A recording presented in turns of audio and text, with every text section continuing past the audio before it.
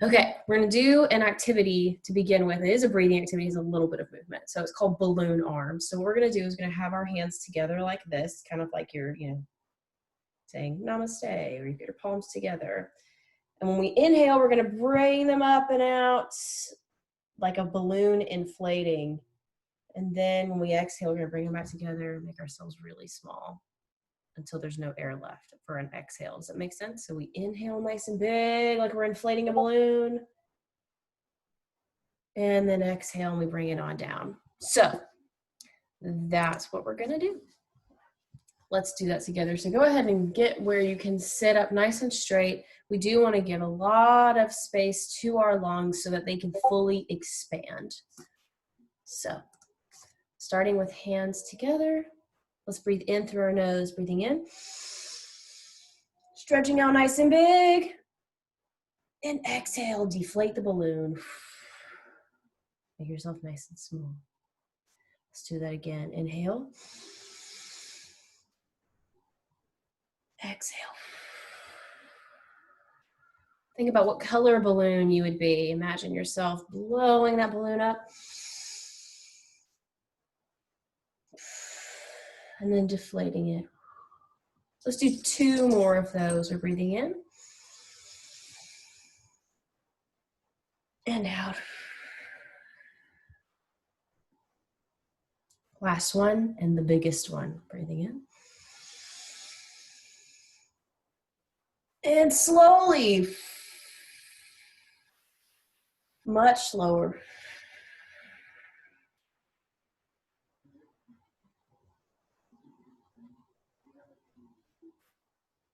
Nice.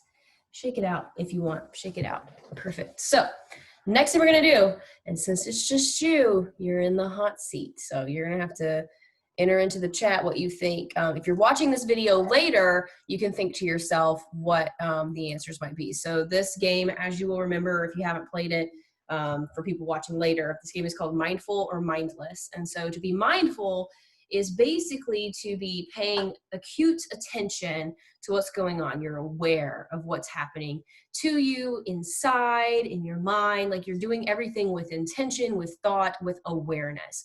When we go through life mindless, it basically means that we're going through life kind of just going through the motions. We're on autopilot. We tend to make careless mistakes when we're being mindless because we're not paying attention to what's going on.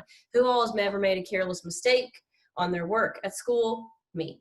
Especially in math. Like I have, if I could get all the points back that I've ever lost on my grades because of a careless mistake, I would have thousands of points just sitting there because I have made so many careless mistakes because I mindlessly fill things out and I don't think it through.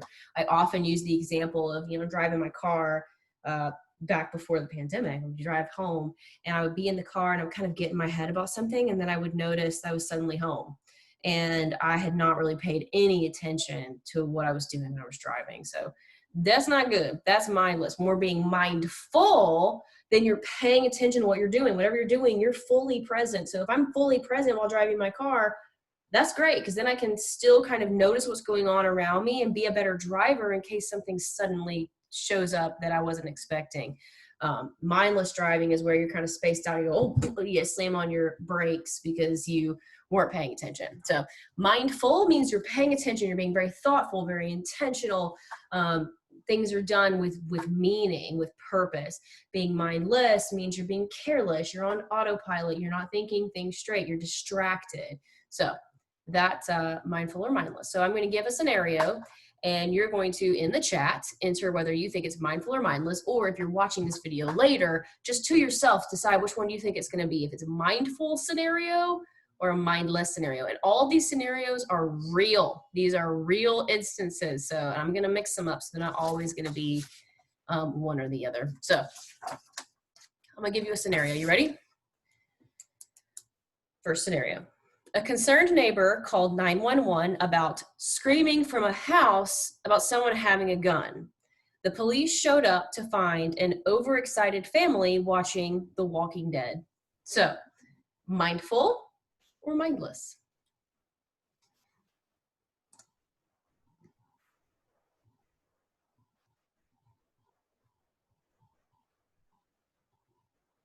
Yes. So the neighbor kind of made an assumption about what they believed was going on. I don't know if it was a he or she. So they kind of heard all this commotion next door, immediately went to the worst case scenario and called the cops. Other things they could have done, maybe, text the neighbors, call them. How y'all doing? Y'all doing okay? Just, I heard so y'all having, okay, great. Have a good night. Versus getting the authorities involved off the bat because you made an assumption about something that they were doing. So, okay, cool. Next, we're going to do mindful or mindless. Researchers discovered that today's leading Disney princesses, so the Disney princesses that are happening like in modern times and the new movies that are coming out, speak significantly fewer lines than they did in the 30s and 50s. They're dropping from between 50 and 70% to as low as 23%. Tangled and Brave, those two movies were the exceptions. So those movies, they had a lot of lines, but in short, leading female Disney characters are speaking a whole lot less than they did almost 100 years ago, 50, 70, almost 100 years ago. So is that mindful or mindless?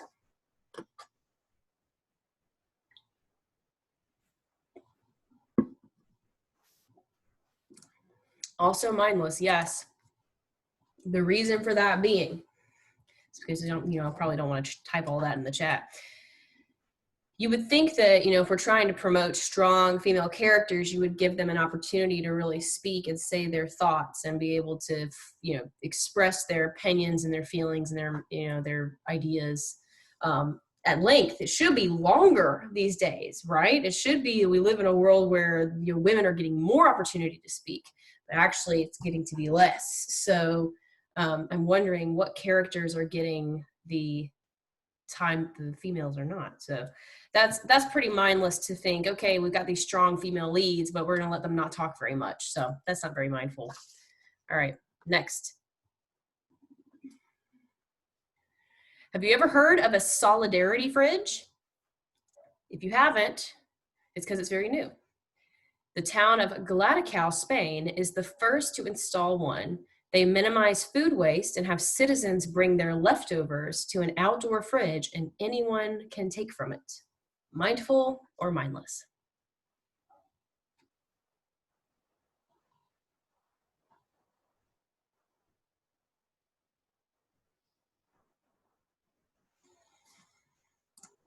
That is mindful, yes. And the reason why being, again, they're being intentional and thoughtful about the food they're making. Instead of just throwing it out, they have a community fridge where they can put things like, oh, I only needed one onion and I've got two extra.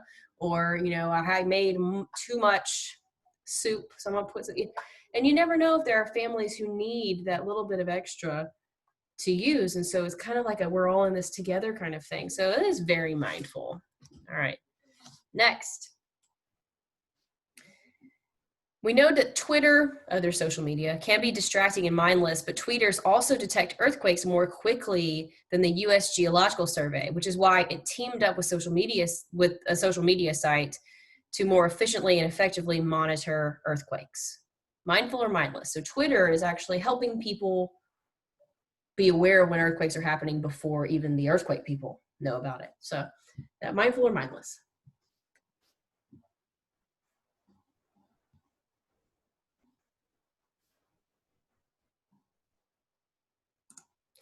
Mindful, yes. So I know that social media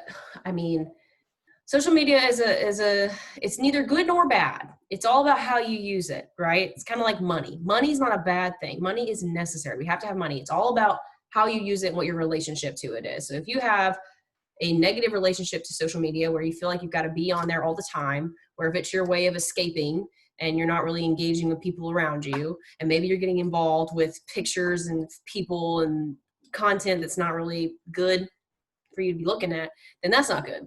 But in this case, social media was a way for people to become safer because folks were able to learn about natural disasters sooner than they would have otherwise. And so the earthquake geological survey people teamed up with Twitter to be able to communicate that to people faster. So that's actually a good use of social media. All right, we'll do two more. All right. Lebanese authorities arrested a vulture on suspicion that it was, in fact, a spy. They thought that a location transmitter attached to the bird by a nature reserve was actually an indication of spy activity. Mindful or mindless?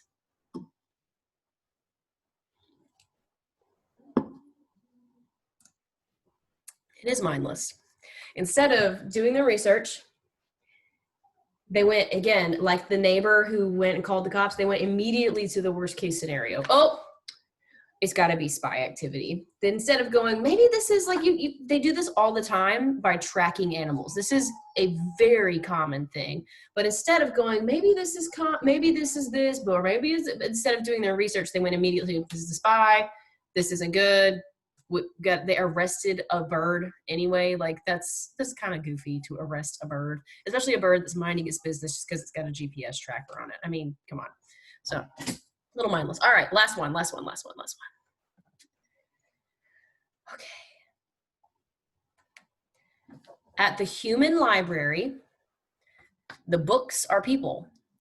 The global project with outposts around the world is like a regular library, only you check out human volunteers who make their own experiences with painful or taboo issues like alcoholism and PTSD open and available to readers. So to summarize that, you go to this place and you check out a volunteer. So I want to talk to somebody about alcoholism, and that person comes and sits with you and shares their story with you.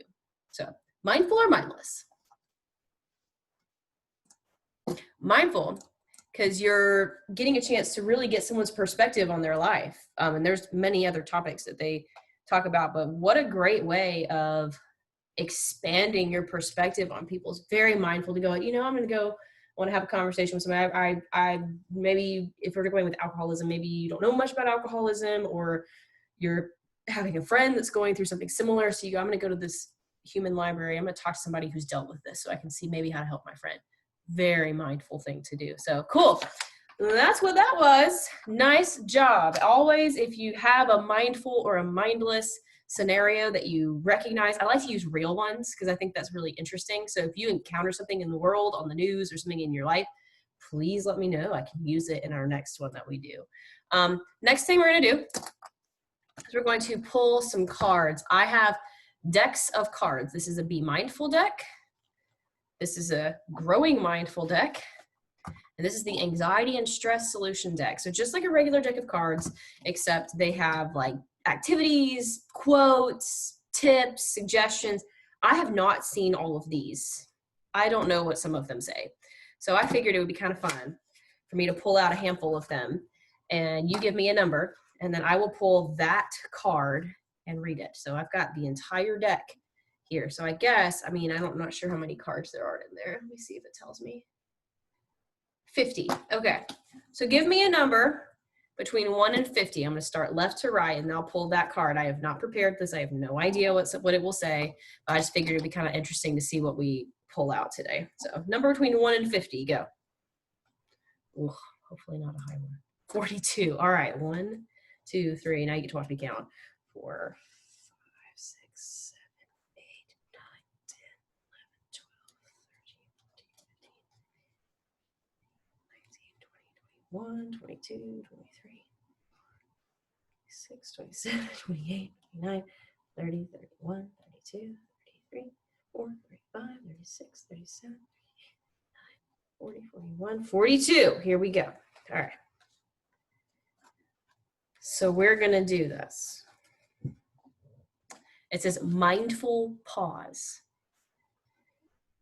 And instead of us doing it, I think it would be difficult. I'm just going to read it to you. It says, think of a decision that you're trying to make. Take a pause and think of it like it's a movie, and how would you want the movie to end? So instead of us actually doing that, because honestly, it might be really hard to make to think about a decision you need to make, especially if the next decision you're trying to make is like, what am I going to have for dinner? Like that's kind of, but the next time you have a decision that you're really trying to consider, like, should I join this team or be this person's friend or whatever, think about it like it's a movie. It's a really helpful strategy for taking yourself out of the situation, kind of just like standing back and looking at it and going, okay, if this was a movie, how would I want this to play out? You'd be like, yeah, I want that person to join the team or whatever it is. You might get yourself some perspective by letting yourself see it from like a movie perspective. So I thought that was cool. That's neat. I've done that before with like, if you're going through something, talk to yourself like you're talking to someone you care about. Because sometimes we can say really negative stuff to ourselves, but if you're going through something, be like, hey, it's gonna be all right. Like talk to yourself like you would talk to your best friend. Be like, hey, no, it's cool. You've got this. Don't worry about that. It's nice to reframe that from like a third party perspective. So let's do the anxiety and stress one. We'll save the growing mindful for later because I have one more activity I want to do after this. Same thing. How many does this one have? 55. Okay, so let's pick one. Give me a number between 1 and 55. 13. Thank you, smaller.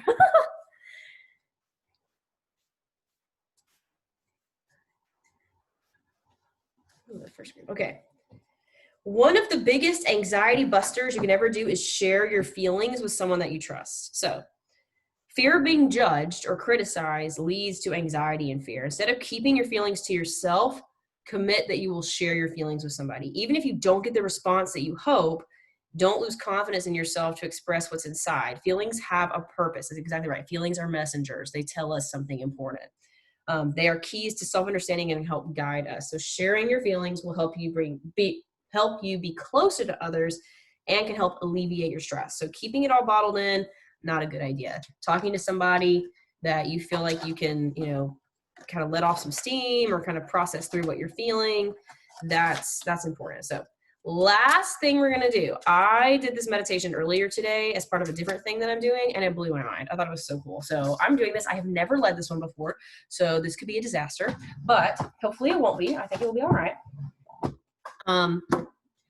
So this meditation is called Comparing Opposites, and it is an ancient meditation, like very, very, like thousands of years old meditation. So it's been around a long time, and it's really interesting. So what you're going to do is you're going to pick something that you like or that you enjoy, but it's not like the greatest thing ever. So don't pick like your pet. Pick something that's like, man, I kind of like that. So the example the lady gave that where I learned it, she said a cup of coffee, because for her, she likes a cup of coffee. She's not married to it. She doesn't like, I'm going to die for a cup of coffee. So don't go all the way that way, but pick something that's like, okay, I enjoy that, whatever. So I'll give you a second to think about like, what's something that you kind of enjoy? It could be a movie, it could be a food. Keep it easy. I'm gonna ask, do you have that thing in your head? You don't have to tell me what it is. Just tell me yes or no in the chat so I can know whether to proceed. Okay, great. So I want you to think about what about that object do you like? Sit there and just really kind of mull over what are the aspects of that make you like it? Why do you enjoy that thing? How does it make you feel?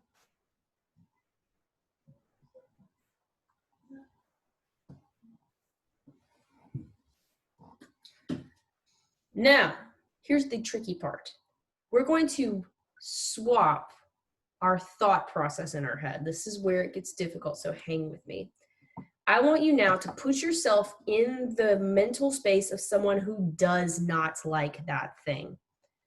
Example, if it's coffee, which the lady uses an example today, you're going to put yourself in the mindset of someone who doesn't like coffee.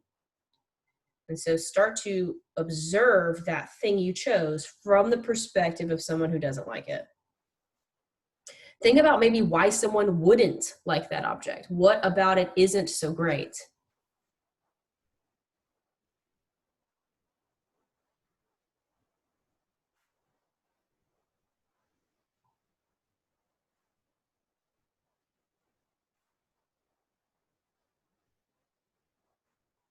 Try to picture that object as something maybe not so desirable, something you don't enjoy. Put yourself, if you can, in that space.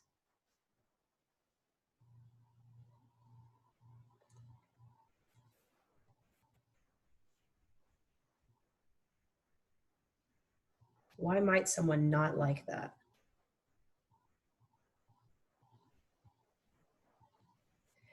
Now, the hardest part, put yourself in a position where you can see both at the same time. This is so hard. It's okay if you can't, but try to see yourself from both, or try to see that object from both perspectives at the same time, as something desirable and as something not desirable, as something people enjoy and something people don't enjoy.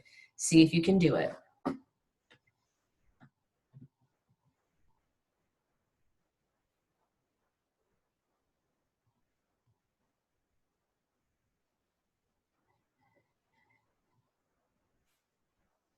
And now taking a deep breath.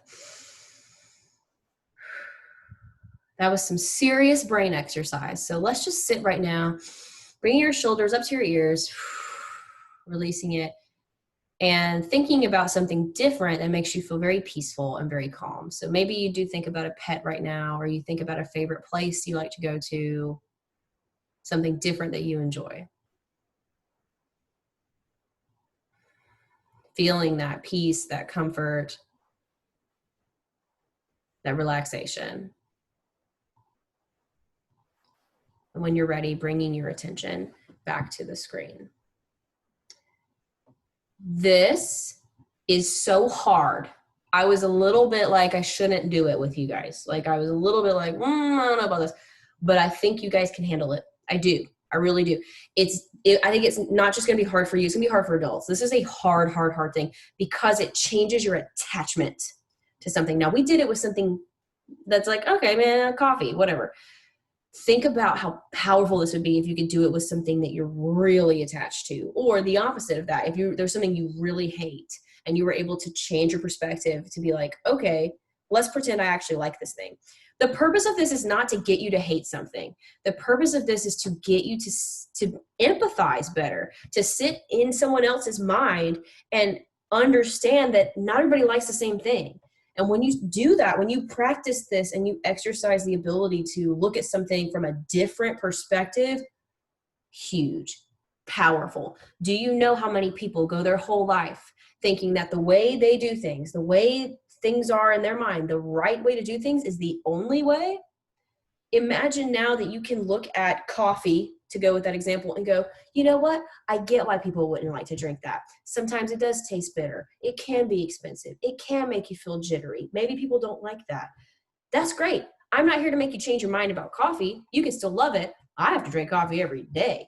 But now I can get into the mind of someone who doesn't like it, and now I can better relate to them. So when someone says, well, I don't really drink coffee, I don't have to get offended and judgy of them. I can go, okay, I get that. I like it, but I get it. Huge, powerful, amazing way to start to relate to people and things powerfully, hugely. I can't even like it. Also, if you go back towards like, now, why are the reasons that you like the thing you chose? You'll notice it starts to feel a little less like you're not so attached to it. Again, I'm not saying being attached to something is bad, but you'll find yourself more in that neutral spot, better able to vacillate from the two and be like, okay, I get why people enjoy coffee. I also get why people don't enjoy coffee. Now you understand all perspectives. Now you can see all sides of the story. This is being mature and socially competent and socially intelligent, empathetic, compassionate, all of the things that so many people are not good at, and schools don't teach it. I'm not here to knock school either. I'm just saying this is something that we just don't get taught. And so people go their whole life getting really attached to things or really avoiding of things, and they don't understand why people don't live the life exactly like they do. And by being able to practice seeing other people's perspectives, that's world changing. And that's a very attractive thing to other people. They want to be near folks who validate them, who go, I like coffee, but I get why you don't like it. That's okay. That's cool. Whoa, that's a person I want to be around because now you're making me feel seen and known and you're not judging me.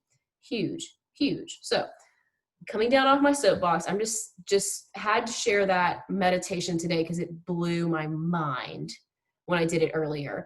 I did it on kids using tablets because I didn't fully understand the thing when I started. And I don't like my son to use a tablet, but I tried to put myself in the mindset of someone who would be very okay with their kid using a tablet. In fact, would encourage it. And it was helpful because now instead of me being like, ew, you're a different kind of parent than me, I don't agree with that. It's like, I get why you would do that. I'm not going to choose to give my kid a tablet all the time, but I get why you would. It helps them to be entertained and maybe gives them some technology literacy. And like, there are reasons why people would want to do that. So if I may ask, and you don't have to tell me, you can just be like, IDK, that's fine. What was your object or item that you picked to look at? A tough one for me to do as a side story would be olives, because I hate olives. I hate them. I don't know how anyone would like them, but this would be a great exercise for me to sit and be like, what makes people like olives? Maybe they enjoy the taste of it. Maybe it's a fun, easy snack to have. Maybe they feel like they're being healthy. Like, olives are not that bad. So you can do it with the opposite too. A movie, perfect. Basically, you might be like, this is the best movie ever. I love this movie. And if someone's like, I don't really like that movie, so easy for us to immediately get defensive, immediately get judgmental, immediately get in our feelings about it. Instead of being like, I can get why you may not like that. That might not be your genre of movie. You may not like that kind. You may not like that actor. That story might have been too sad. Or, you don't like musicals. I don't care, whatever it is. Now you can start to exercise that. Really fun brain exercise. It's like we're doing a workout for your mind is what we just did. And I'm not meaning math. Like, we're doing an emotional workout for your mind. So I can't wait to tell people about it that I live with. So, hey, Sharon, I'm going to go ahead and turn the recording off.